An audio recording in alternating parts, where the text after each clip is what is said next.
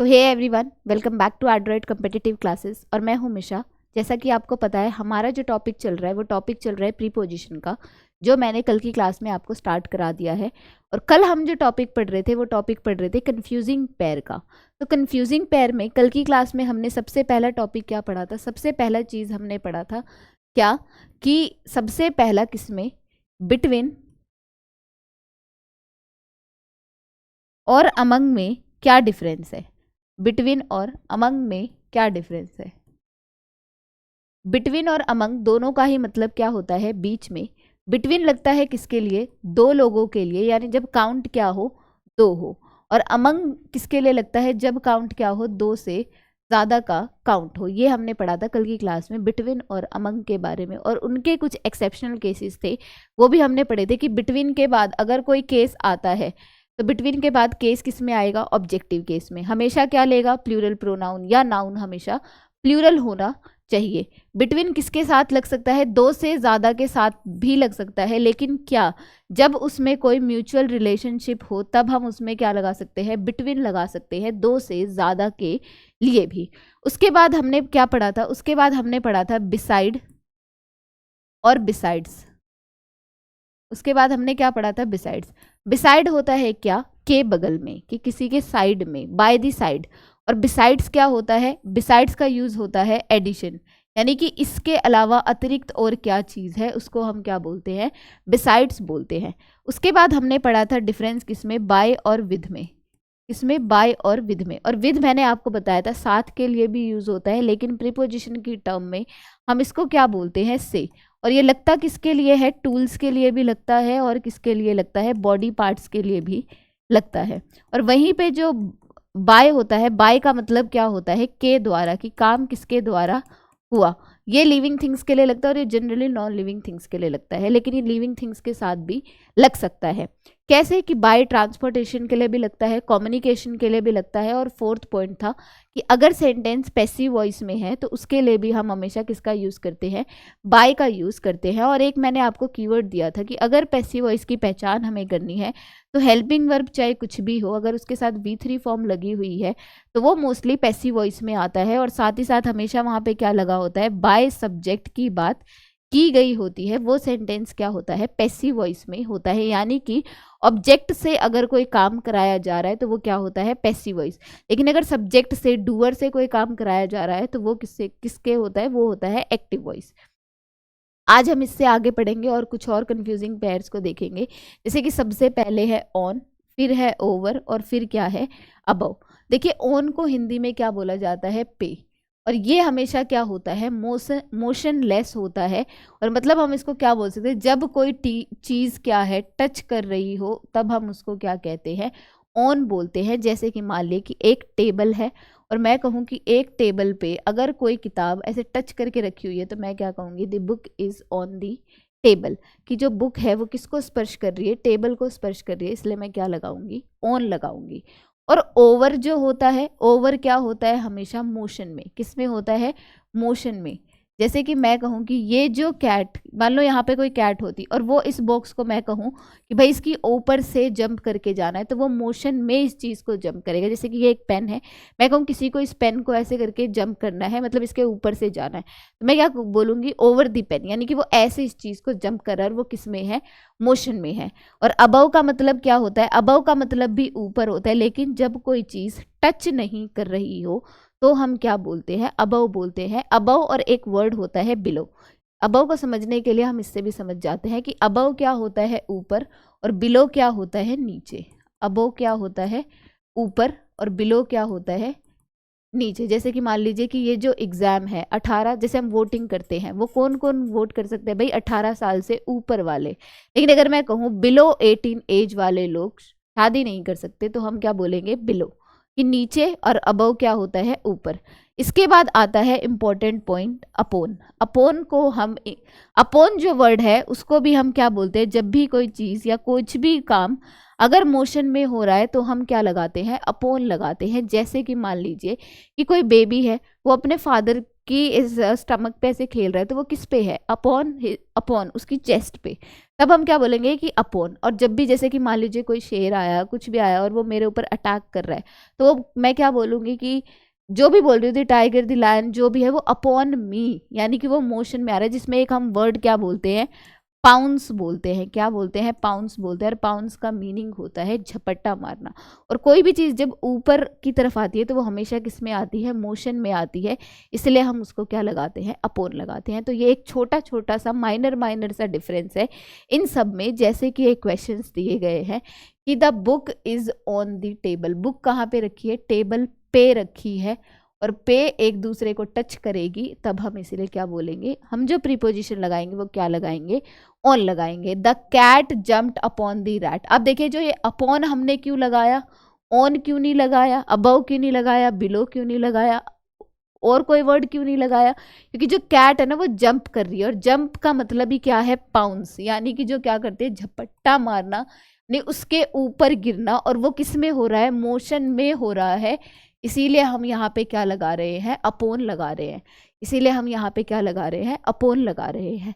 Next है we need a roof over our head, कि हमें एक छत की जरूरत है, किसके, हमारे सर के ऊपर एक छत की जरूरत है। देखिए जब भी किसी वस्तु पर किसी चीज का आवरण होता है, चाहे वो बेशक टच ना कर रही हो, ये इसका एक्सेप्शनल केस है, चाहे वो उसको टच ना कर रही हो, लेकिन हमें उस चीज़ की ज़रूरत है, नीड है, और वो हमारे बिल्कुल सर के ऊपर है और वो टच नहीं कर रही, तब भी हम किसका यूज़ करते हैं, ओवर का यूज़ करते हैं। किसका यूज़ करते हैं, ओवर का यूज़ करते हैं।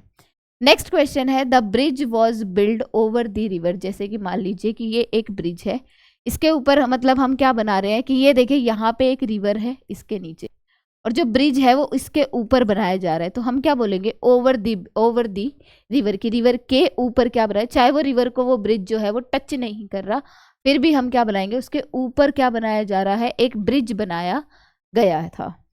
नेक्स्ट सेंटेंस है put a blanket over the baby, कि भाई जो ब्लैंकेट है वो बेबी के ऊपर डाल दीजिए। यहाँ पे वो चीज टच कर रही है, तो ओवर टच के लिए भी हो सकता है, बिना टच के भी हो सकता है, लेकिन वो सिर्फ ऊपर होना चाहिए। नेक्स्ट है there is a fan over your head, ये चीज जितने भी है over. A cat is sitting under the table, under का मतलब क्या होता है, अंदर, अंडर का मतलब क्या होता है, अंदर।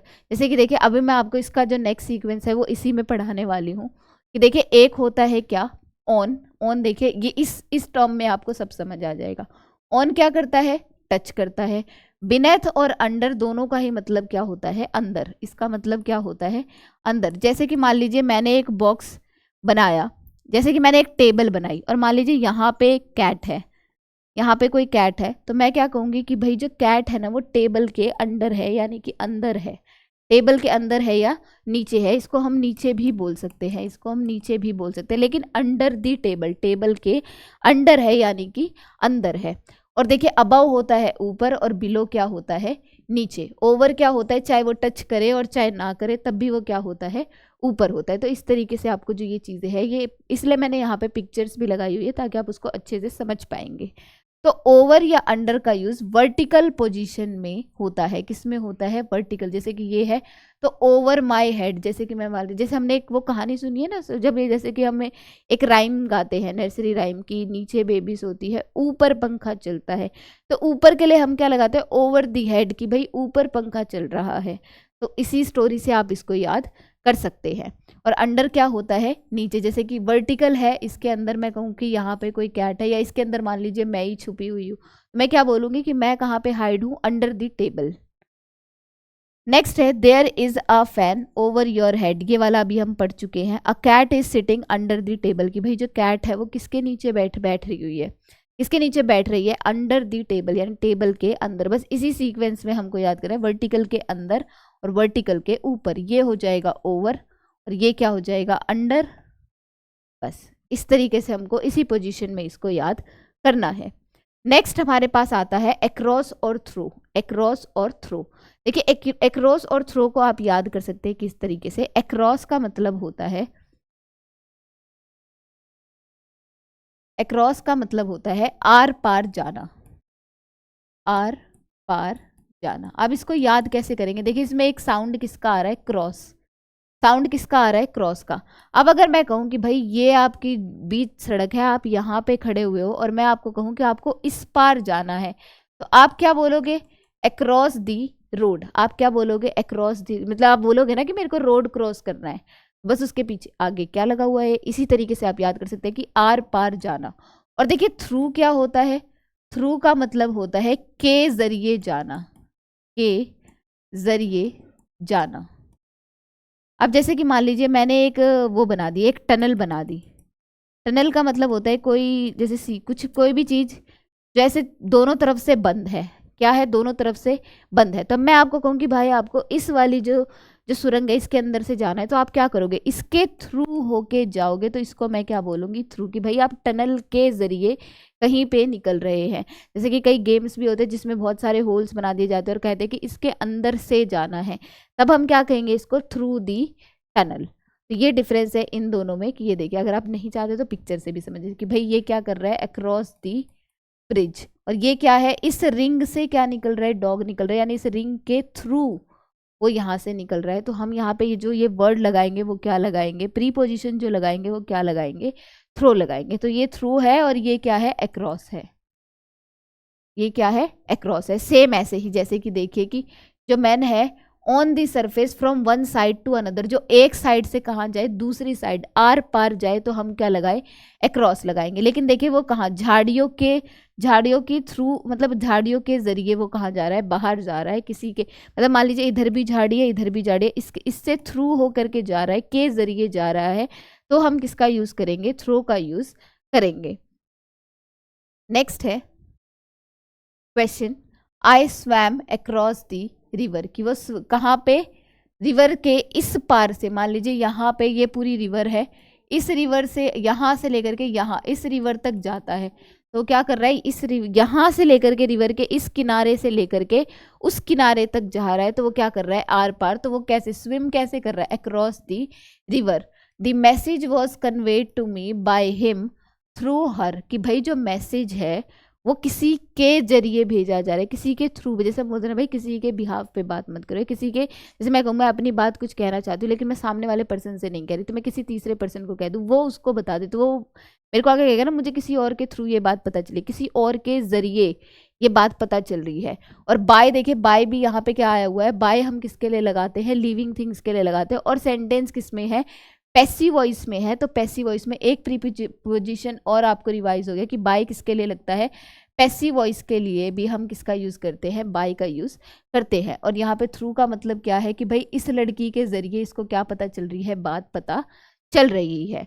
नेक्स्ट है अक्रॉस का जो यूज है वो अलग अलग चीजों में भी होता है, जैसे कि उस पार, on the opposite side, the train pass through the tunnel. अब देखिए जैसे कि अब ये देखिए थ्रो का एक एग्जाम्पल है, जैसे कि मान लीजिए ये एक टनल है, ये एक टनल बनाई गई है और यहाँ से एक ट्रेन जा रही है। अब यहाँ से जो ट्रेन है ये इस पूरे टनल के अंदर से निकलेगी, तब हम इसको क्या बोलेंगे कि भाई ये जो ट्रेन है ये किसके थ्रू जा रही है, टनल के थ्रू जा रही है, यानी टनल के जरिए ये ट्रेन निकलेगी। और अक्रॉस क्या है, he is waiting for me across the ride, कि भाई रोड, कि वो मेरा वेट कहाँ पे कर रही है, जैसे कि मैं यहाँ पे खड़ी हूँ और वो मेरा वेट कहाँ पे कर रही है, वो मेरा वेट यहाँ पे कर रही है। तो अक्रॉस दी रोड, कि उस पार रोड के वो मेरा वेट कर रही है, इसीलिए यहाँ पे हमने क्या लगाया है, अक्रॉस लगाया है। और वो दोनों साइड, दोनों तरफ को भी डिनोट करता है, बस हमें याद रखना है आर पार और के जरिए। नेक्स्ट है a tree fail across the railway line that cause the accident, कि भाई जो ट्री है ना वो दोनों रेलवे लाइन की साइड्स पे बने हुए हैं, जिसकी वजह से कोई भी एक्सीडेंट जो है वो हो सकता है, इसीलिए हम वर्ड क्या लगाएंगे, अक्रॉस, ना कि क्या लगाएंगे, थ्रू। लेकिन अगर हम बोलते कि भाई जो ट्रेन है वो टनल के अंदर से जाएगी, किसी भी चीज़ के जरिए जाएगी, तब हम किसका यूज़ करते, थ्रू का यूज़ करते। अब हम कम अक्रॉस की बात कर रहे हैं, तो एक हमारे पास ईडियम भी है। ईडियम क्या है, कम अक्रॉस। कम अक्रॉस का मतलब होता है to meet by chance. Come across का मीनिंग होता है टू मीट बाय चांस, कि भाई अचानक से क्या हो जाना, मुलाकात का हो जाना। When I was going to college, I suddenly came across my childhood friend, कि भाई मैं जब मतलब कहाँ जा रही थी, जब मैं कॉलेज जा रही थी तो मैं अचानक से किससे मिली, अपनी चाइल्डहुड फ्रेंड से मिली। कि अब हमें क्या याद रखना है कि भाई कम अक्रॉस का मतलब क्या होता है, कम अक्रॉस का मतलब होता है अचानक से मिलना। जब अचानक से मिलना का मतलब ही होता है सडनली। कम अक्रॉस का मतलब क्या होता है, अचानक से मुलाकात हो रहा है या मीट बाय चांस। तो जब सडनली इसमें पहले से ही आ रहा है तो क्या हम दोबारा से सडनली का यूज करेंगे, क्योंकि अचानक अपने आप को ये क्या बताता है, सडनली। तो अगर हम कम अक्रॉस का यूज कर रहे हैं तो उसके साथ हम कभी भी किसका यूज नहीं करते, सडनली का यूज नहीं करते हैं। ये है आपका इम्पोर्टेंट। अच्छा चलो ठीक है, इसमें लिखा ही हुआ है कम अक्रॉस के साथ इसका यूज नहीं होता, सडनली का यूज नहीं होता। तो यहाँ पे क्या नहीं आना चाहिए था, सडनली नहीं आना चाहिए था। When I was going to college, I came across my childhood friend, ये क्या होता, बिल्कुल सही होता। लेकिन अगर मैं इसमें एक चीज और मेंशन कर देती कि कम across, और यहाँ पे मेंशन कर देती with my childhood friend, यहाँ पे मैं क्या मेंशन कर देती, with my childhood friend। Came across के साथ ना तो हम सडनली लगा सकते हैं और ना ही क्या लगा सकते हैं, ना ही यहाँ पे विद का यूज होगा। ये दो पॉइंट हमें अच्छे से याद करना है। कैम अक्रॉस के साथ इसका यूज नहीं होता, विद का यूज बिल्कुल नहीं होता। तो ये दो पॉइंट तो अक्रॉस के जो मैंने इंपॉर्टेंट पॉइंट हाईलाइट कर दिए। नेक्स्ट रूल है किससे, फिर और कुछ और कंफ्यूजिंग पेयर आ गए हैं जिसको हमें और अच्छे से पढ़ना है। देखिए इन क्या होता है, इन का मतलब होता है में, इनका मतलब क्या होता है, में। अब देखिए इन क्या होता है, जिसमें जो क्या हो, मोशनलेस हो, क्या हो, जो मोशनलेस हो। यानी कि देखिए ये एक बॉक्स है, बॉक्स में क्या है, एक लड़की बैठी हुई है, यानी मैं क्या बोलूँगी, वो बॉक्स में है, बॉक्स में है। जैसे कि मैं कहूँ कि मेरे पास एक मार्बल बॉक्स है तो मैं कहूँगी सारे मार्बल्स किस में है, बॉक्स के मतलब बॉक्स में है, वो बिना मोशन के हैं। तो जब भी हम में की बात करते हैं तो हम क्या लगाते हैं, इन। लेकिन इनटू का मतलब ये एक बहुत छोटा सा और माइनर सा डिफरेंस है इन और इनटू में। इन वाली जो चीज़ होती है वो मोशनलेस होती है, लेकिन जो इनटू होती है वो हमेशा, जैसे कि मान लीजिए मेरे पास एक फुटबॉल है और सामने मेरे एक बॉक्स रखा हुआ है, तो मैं अगर उसको थ्रो कर रही हूँ, मतलब अगर फेंक रही हूँ, तो वो मैं क्या होगा, वो मोशन में मैं क्या बोलूँगी, इनटू दी। और मुझे वो गोल किस में करना है, इनटू दी बॉक्स। मैं कभी भी इन दी बॉक्स नहीं बोलूँगी, क्या बोलूँगी, इनटू दी बॉक्स। क्योंकि वो जो बॉल है वो किससे आ रही है, मोशन में आ रही है। और जब भी हम मोशन की बात करते हैं तो हम क्या लगाते हैं, इनटू का यूज करते हैं। ठीक है, ये छोटे छोटे से डिफरेंस है। अब ये है इनसाइड। इनसाइड को समझने के लिए हमें इनसाइड और आउटसाइड दोनों समझना पड़ेगा। देखिए इनसाइड का मतलब होता है बॉक्स के अंदर और आउटसाइड का मतलब होता है किसी भी चीज़ के बाहर। आउटसाइड का मतलब क्या होता है, किसी भी चीज़ के बाहर। वो तो बॉक्स बनाएगा इसलिए मैं बॉक्स का एग्जाम्पल दे रही हूँ, नहीं तो हम किसी भी चीज़ का एग्जाम्पल ले सकते हैं। तो ये बहुत छोटी छोटी सी डिफरेंस है। देखिए प्रीपोजिशन जो टॉपिक है ना वो मोस्टली पिक्चर्स का ही है, कि अगर आपने पिक्चर्स में कोई चीज़ देख ली है तो आपको अच्छे से समझ आ जाएगी। लेकिन मैं साथ साथ एक्सेप्शनल केसेस भी बताते हुए चल रही हूँ कि वो एग्जाम में कैसे पूछ रहा है, क्या चीज़ नहीं लगाएगा, क्या चीज़ क्या लगाना है, और कौन से इसके एक्सेप्शनल केसेस हैं। तो फर्स्ट क्वेश्चन है, वी आर सिटिंग इन या इन टू दी क्लासरूम। हम कहाँ पे बैठे, क्लास में बैठे हैं, मोशन में तो नहीं बैठेंगे। अपनी सिटिंग पर देखिए, इसमें दो प्रीपोजिशन क्लियर हो जाएगी कि क्लास में बैठे हैं, हम मोशन में नहीं है, हम मोशनलेस हैं, आराम से अपनी क्लास में बैठे हैं। तो यहाँ पे इनटू नहीं आएगा, क्या आएगा, इन आएगा। और अगर मैं बोलती कि आप चेयर पे बैठे, क्लास में बिना मोशन के, अगर आप सिटिंग पोजिशन में हैं, मान लीजिए अगर आप सिटिंग पोजिशन में होते, और सिटिंग पोजीशन में क्या होते हैं, ऑन, आप टच कर रहे हैं किसी सरफेस को। और जब भी हम किसी सरफेस को टच करते हैं और मोशनलेस होते हैं तो हम किस प्रीपोजिशन का यूज करते हैं, ऑन का यूज करते हैं, जिसको हम क्या बोलते हैं, पे बोलते हैं। नेक्स्ट क्वेश्चन है, द बॉय जम्प्ड इनटू या in the river. The boy jumped into या इन दी रिवर। अब देखिए जब बॉय, जैसे मान लीजिए ये रिवर है और यहाँ पे कोई लड़का है और वो इस पे जंप करेगा, तो वो जंप करेगा तो वो किस में आएगा, मोशन में आएगा। यहाँ पे मोशन लेस की बात नहीं हो रही, और वो जंप करेगा तो ऐसे जंप करेगा, तो इसीलिए हम यहाँ पे क्या लगाएंगे, इन नहीं लगाएंगे, क्या लगाएंगे, इनटू, क्योंकि वो किस में आ रहा है, मोशन में आ रहा है। नेक्स्ट है देखिए, एंटर का मतलब भी क्या होता है, अंदर, और इनटू का मतलब भी क्या होता है, अंदर। लेकिन ये किस में होता है, मोशन में। तो भाई जब एंटर अपने आप में ही अंदर की बात कर रहा है तो इसके साथ हम कभी भी इनटू का यूज नहीं करते। और ना ही जैसे मान लीजिए कोई स्टोन है, मैं उसको पानी में फेंकूंगी, फिर से मोशन में आएगा और उसको मैं क्या बोलूँगी, थ्रो। तो थ्रो के साथ भी हम किसका, इनटू का और ना ही इन का यूज़ करते हैं। ये है आपका एक्सेप्शनल केस, इसको आप नोट डाउन कर लीजिए। जैसे क्वेश्चन है he entered into the room, हम कभी नहीं बोलेंगे जब वो एंटर ही कर रहा है, अंदर ही कर रहा है और चल के ही तो आया होगा, मोशन में ही तो आया होगा, तो हम कभी भी एंटर के साथ किसका यूज़ नहीं करते, इनटू का यूज़ नहीं करते हैं। He threw the ball into the well, कि वो क्या करता है कि वो अपनी जो बॉल है वो वेल का मतलब क्या होता है, कुआं होता है। वो किस में फेंक रहा है, कुएं में फेंक रहा है। जब फेंकने का मतलब ही क्या है, मोशन, तो इसीलिए हम इसके साथ भी किसका यूज़ नहीं करेंगे, ना तो इनटू का यूज़ करेंगे और ना ही किसका यूज़ करेंगे, इन का यूज़ करेंगे। अब हम पढ़ रहे हैं नेक्स्ट जो है कंफ्यूजिंग पेयर, वो है अप और down.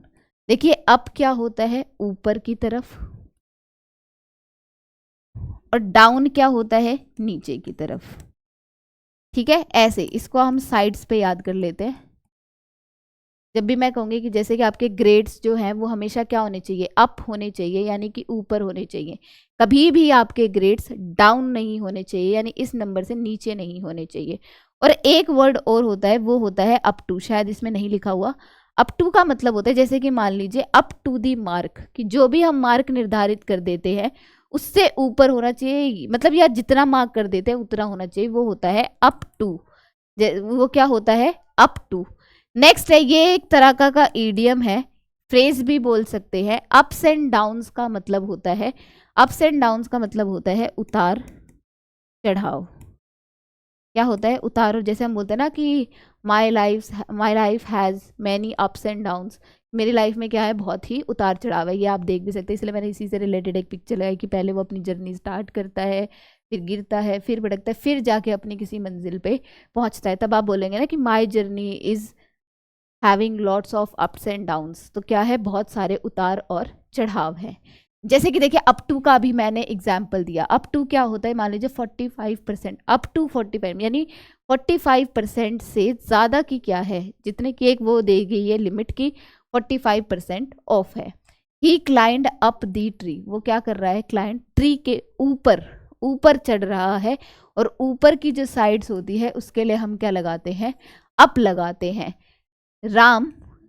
He rain down the stairs, कि वो उतर कहाँ से रहा है, स्टेयर्स के नीचे उतर रहा है, और नीचे के लिए हम क्या लगाते हैं, डाउन लगाते हैं। अप ऊपर, डाउन नीचे। नेक्स्ट है, children can get free education up to the age of 14, कि भाई कौन से चिल्ड्रन फ्री एजुकेशन ले सकते हैं, 14 साल की उम्र से ज़्यादा, 14 साल की उम्र से, मतलब उन्होंने अप टू दी मार्क बता दिया कि भाई जैसे मान लीजिए एक बीकर है, एक बीकर में मैंने आपको एक रेड टेप से यहाँ मार्क कर दिया, मैंने बोल दिया कि भाई आपको जो पानी है ना वो up to the mark fill करना है। अप टू दी मतलब मैंने आपकी एक चीज़ निर्धारित भी कर दी और फिर कहा कि इससे ऊपर होनी चाहिए, तो इसलिए मैंने यहाँ पे क्या यूज़ किया, अप का यूज़ नहीं किया, किसका यूज़ किया, अप टू का यूज़ किया। तो ये एक छोटे छोटे से डिफरेंस थे पूरे प्रीपोजिशन में, जो किसको बताते हैं, प्रीपोजिशन ऑफ प्लेस को बताते हैं। तो ये सारे प्रीपोजिशन ऑफ प्लेस हमको अच्छे से याद करने हैं, और साथ ही साथ कल से और लेकर के आज तक जितने भी हमारे कंफ्यूजिंग पेयर हुए हैं उन सबको अच्छे से पढ़ना है। विद इमेज मैंने इसलिए डाला ताकि आपको कोई कन्फ्यूजन ना रहे, इमेजिनरी चीज़ें ज़्यादा याद रहती है। और प्रीपोजिशन का टॉपिक मैं जल्द से जल्द कंप्लीट करने की कोशिश करूँगी, ताकि मैं जो फिक्स्ड प्रीपोजिशन है वो भी मैं साथ साथ करा सकूँ। फिर रहेगा आपका प्रैक्टिस सेट। तो अगर आपको आज क्लास अच्छी लगती है प्लीज़ वीडियो को लाइक ज़रूर कीजिए और सब्सक्राइब ज़रूर कीजिए चैनल को। मैं आपको मिलूंगी नेक्स्ट क्लास में प्रीपोजिशन के कुछ और अच्छे प्रीपोजिशंस के टॉपिक के साथ। तो थैंक यू सो मच।